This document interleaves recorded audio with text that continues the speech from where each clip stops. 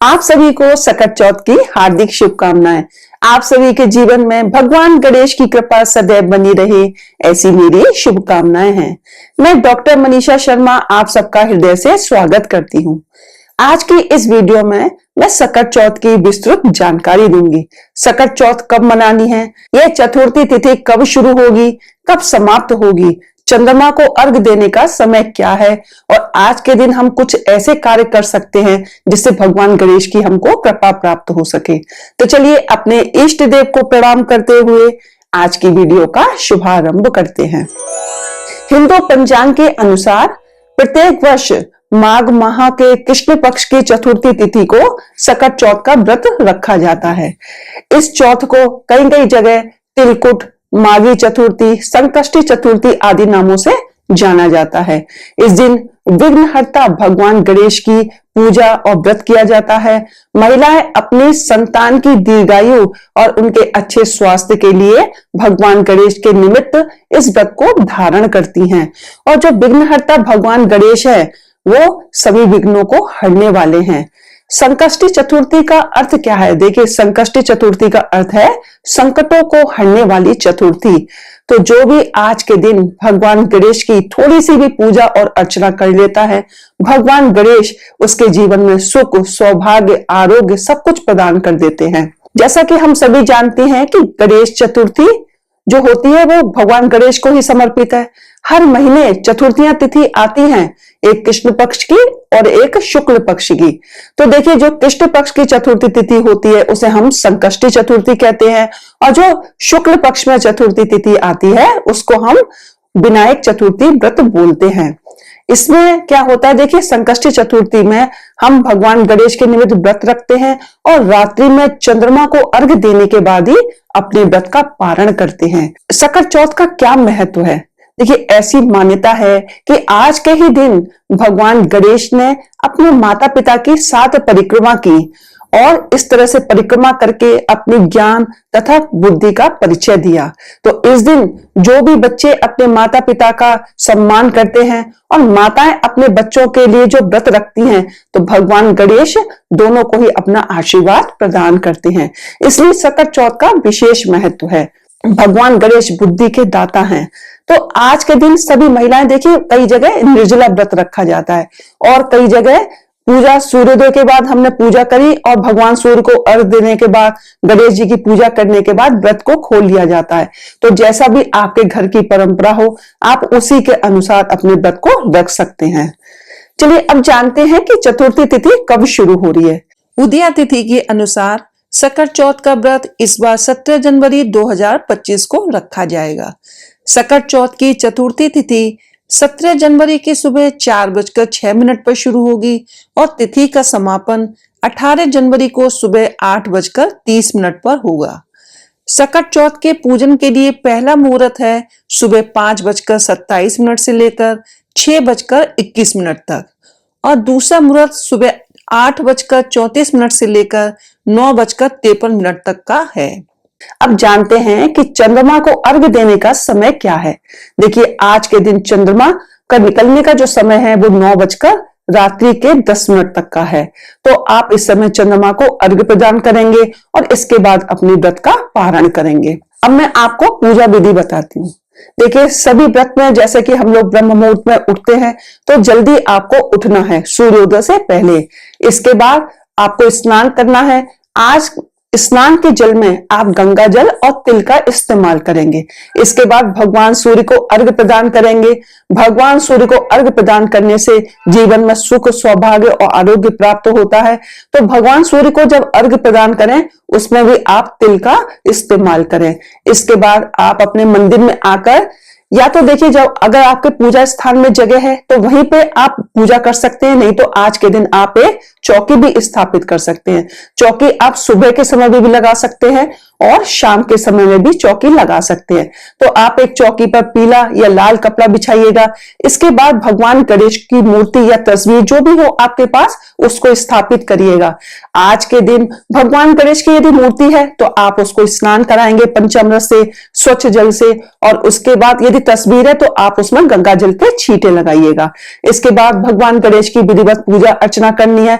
पंचोपचार पूजा कर सकते हैं, षोडश उपचार पूजा कर सकते हैं। आप उनको सिंदूर लगाएंगे, अक्षत अर्पित करेंगे और दूर्वा दल अवश्य अर्पित करनी है। भगवान गणेश की आप चालीसा पढ़ सकते हैं, संकट नाशन गणेश स्रोत का पाठ कर सकते हैं और गणेश विघ्नहर्ता स्रोत का पाठ कर सकते हैं, गणेश अथर्वशीष का पाठ कर सकते हैं।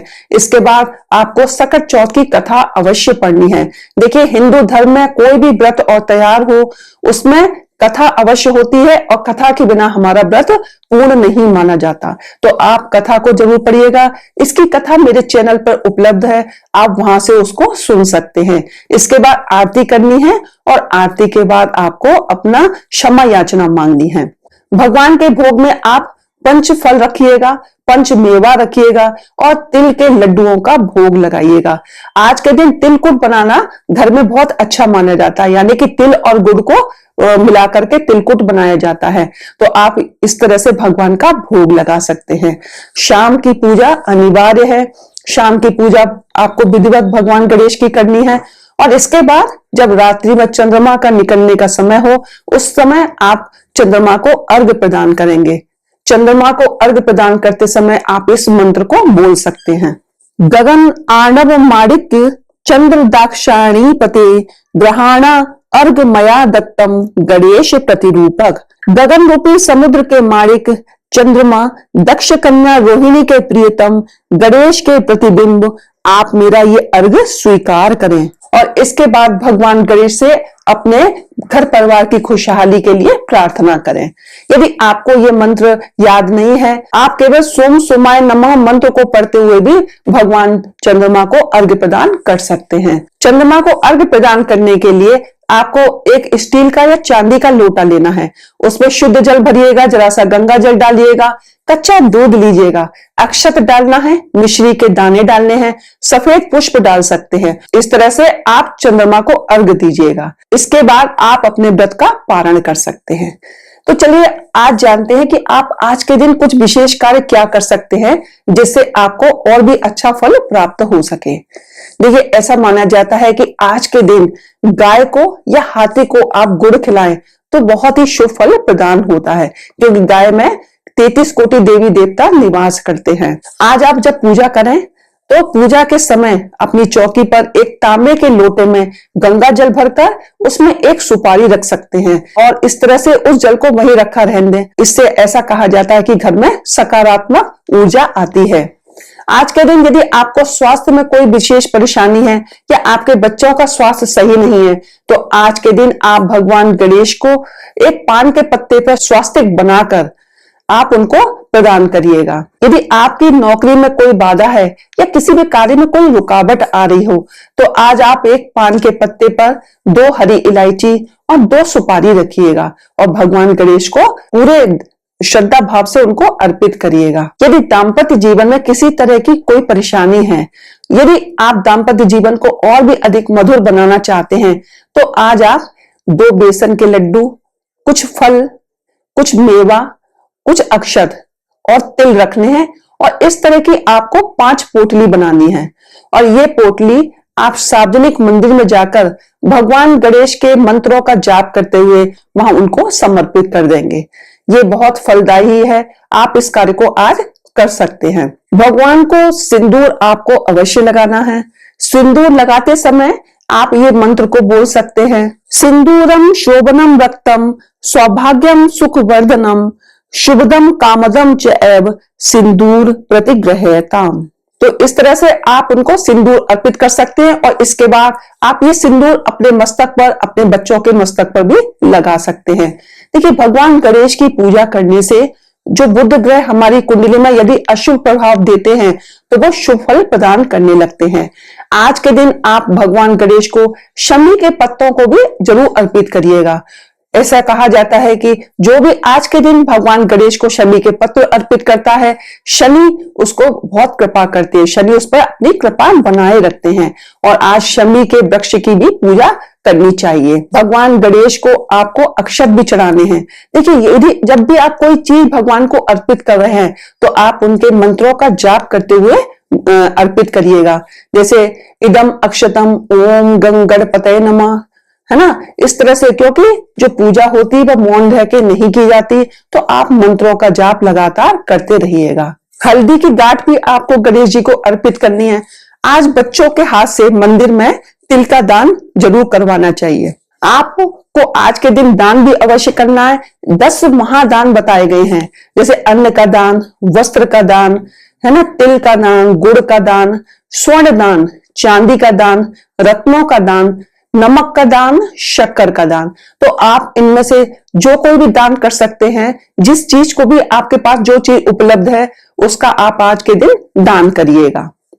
विद्यार्थी आज के दिन भगवान गणेश के मंत्रों का जाप अवश्य करें। ओम गंग गणपतये नमः, इस मंत्र का 108 बार जाप कर सकते हैं। नहीं तो ओम एक दंताय विद्महे वक्रतुंडाय धीमहि तन्नो दंती प्रचोदयात्, इस मंत्र का भी जाप कर सकते हैं। तो इस तरह से आप भगवान गणेश को मनाइए और देखिए कि कैसे विघ्नहर्ता भगवान गणेश आपके जीवन में सुख, सौभाग्य, आरोग्य, समृद्धि, शांति सब कुछ प्रदान करते हैं। भगवान गणेश की पूजा करने से घर में नकारात्मक ऊर्जा नष्ट होती है, सकारात्मक ऊर्जा का प्रवेश होता है और विघ्नहर्ता भगवान गणेश आपकी सभी मनोकामनाएं पूर्ण करते हैं। तो चलिए आज की वीडियो में बस इतना ही। मिलते हैं अगली वीडियो में कुछ नई जानकारी के साथ।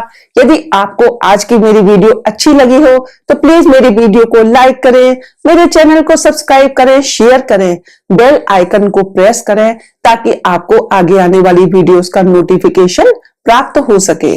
हर हर महादेव, जय भोलेनाथ।